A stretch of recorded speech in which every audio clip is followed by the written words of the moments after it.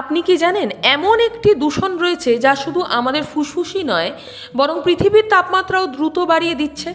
বিজ্ঞানীরা একে বলছেন সুপার পলিউটেন্ট। আর সেই দূষণ নিয়ে এবার উদ্বেগজনক তথ্য সামনে এসেছে পশ্চিমবঙ্গকে ঘিরে।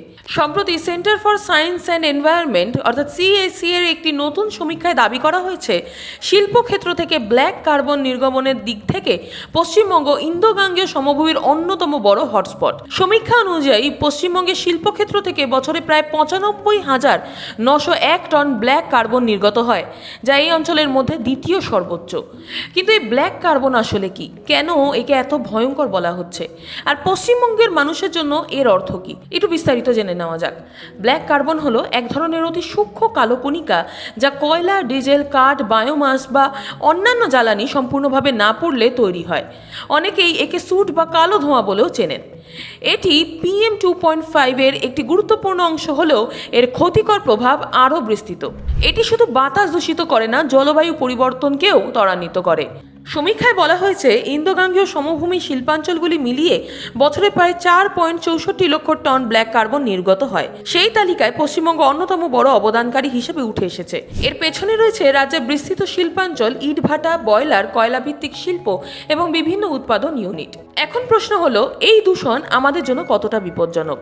বিশেষজ্ঞদের মতে ব্ল্যাক কার্বনের কণাগুলি এতটাই ছোট যেগুলি সহজেই মানুষের ফুসফুসের গভীরে প্রবেশ করতে পারে। দীর্ঘদিন এর সংস্পর্শে থাকতে শ্বাসকষ্ট, হাঁপানি, ফুসফুসের রোগ, হৃদরোগ এবং অন্যান্য স্বাস্থ্য ঝুঁকি বাড়তে পারে।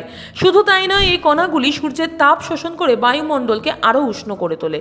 বরফের উপর জমে গেলে দ্রুত হিমবাহ গলতেও ভূমিকা রাখে। পরিবেশবিদরা বলছেন ব্ল্যাক কার্বন কমানো গেলে বায়ু দূষণ কমার পাশাপাশি জলবায়ু পরিবর্তনের গতিও কিছুটা নিয়ন্ত্রণ করা সম্ভব।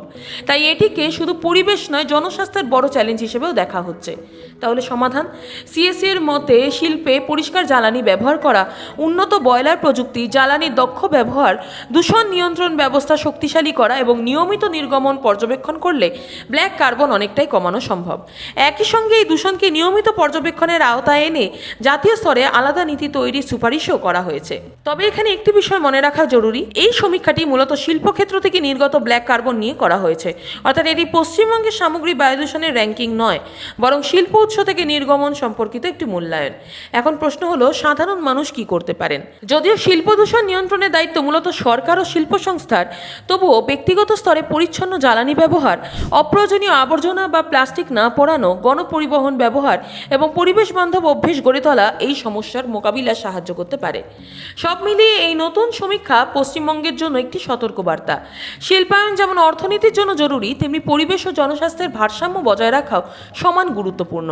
আগামী দিনে সরকার, শিল্প সংস্থা এবং সাধারণ মানুষ সবাই মিলে কার্যকর পদক্ষেপ নিলে তবেই এই সুপার পলিউটেন্টের প্রভাব কমানো সম্ভব।